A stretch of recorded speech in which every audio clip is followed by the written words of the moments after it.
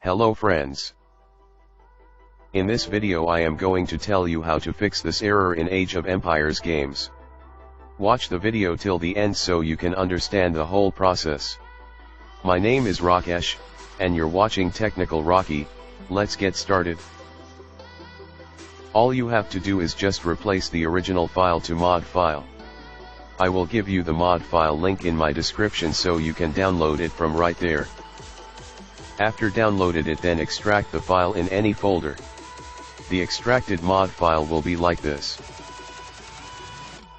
Now copy the mod file and then paste it to this directory. Now click OK and replace it with the mod file. Just like this. Now open the game. The game will start in no time. Hell yeah. Now I am going to play this game, oh yeah. If you want to see me again, then give a thumbs up and subscribe my channel for more awesome content. See ya. Bye bye.